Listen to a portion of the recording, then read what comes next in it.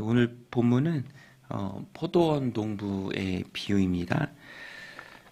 이 비유에 악한 농부들이 나오고요. 또 인내심이 참 많은 포도원 주인이 나옵니다.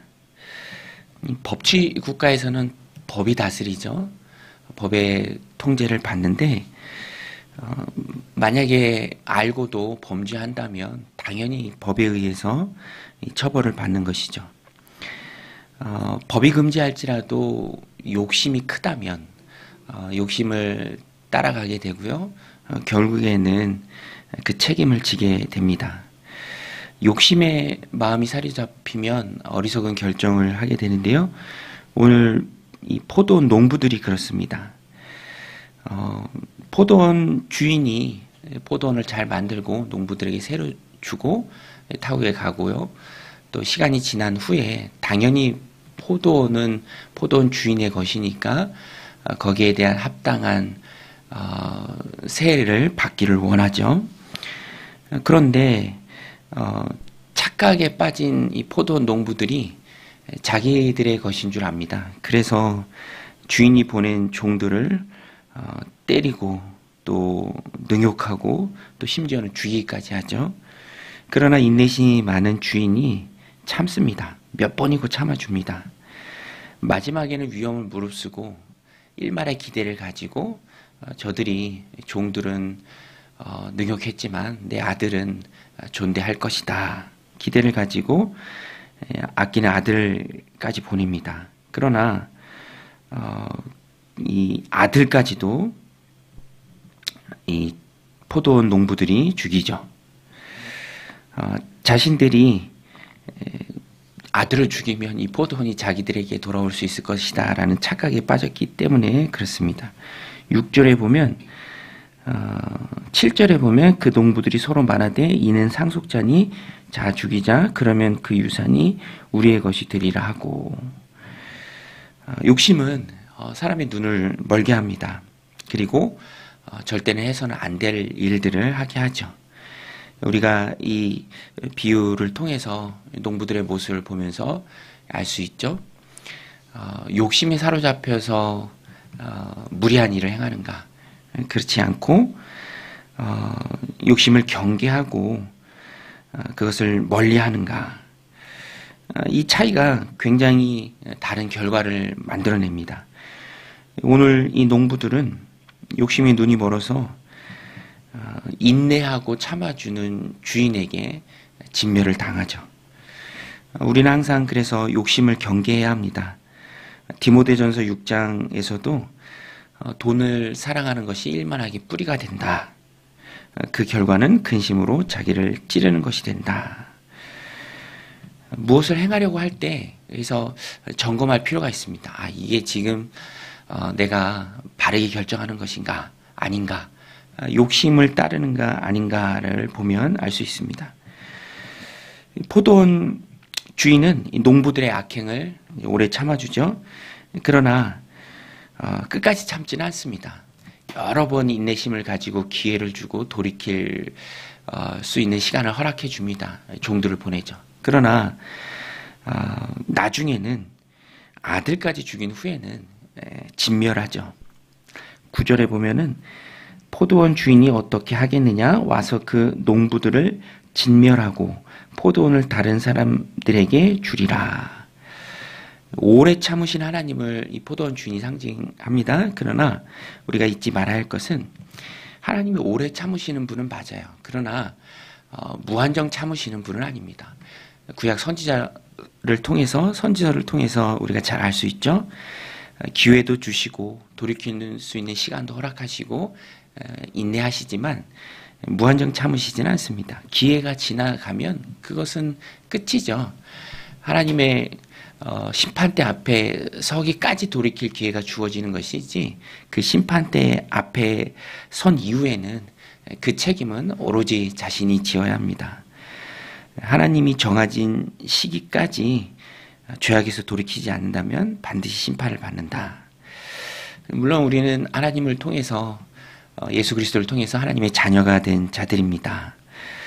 그렇지만 자녀로서 이 땅을 살아가면서도 또 부모 되신 우리 하나님께서 하나님이 이제 우리의 삶을 인내하시고 또 참아 주실 때가 있습니다.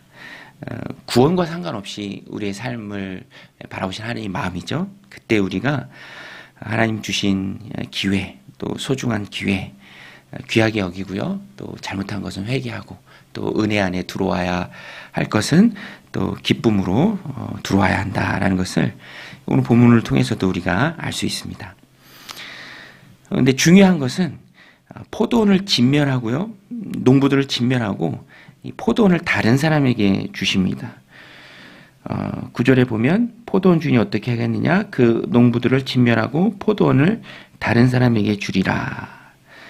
너희가 성경에 건축자들이 버린 돌이 모퉁이의 머릿돌이 되었나니 이것은 주로 말미암아 된 것이요 우리 눈에 놀랍다함을 읽어보지도 못하였느냐 하시니라. 다른 사람들이 등장을 합니다. 영적으로 보면 다른 사람들이 바로 이방인들이죠. 오늘 우리입니다. 원래 복음이 첫 번째로 향했던 자들은 유대인들이죠. 그러나 유대인들은 오늘 이 비유가 말하는 것처럼 선지자들도 죽이고 예수 그리스도 십자가 못 박았습니다. 그래서 다른 사람들, 복음이 방향을 이방인에게로 돌리죠. 로마서에도 그 내용이 잘 나오죠. 이방인의 충만한 수가 구원받기까지 또 유대인들은 버림을 당합니다. 이것이 하나님의 오묘한 섭리죠. 이것을 통해서 알 수 있는 것이 하나님은 당신의 마음에 합한 자들에게 예비하신 그 복을 주십니다. 정해져 있고 또 무조건적인 것이 아닙니다. 하나님을 경외하는 사람들이 바로 오늘 본문에 나오는 다른 사람들이죠. 하나님 주시는 복은 하나님 주권으로 주시는 것이죠. 그래서 오늘도 우리가 하나님 주권 아래 구원받은 하나님의 자녀가 된 것이죠. 너무너무 기쁘고 또 감사한 것입니다.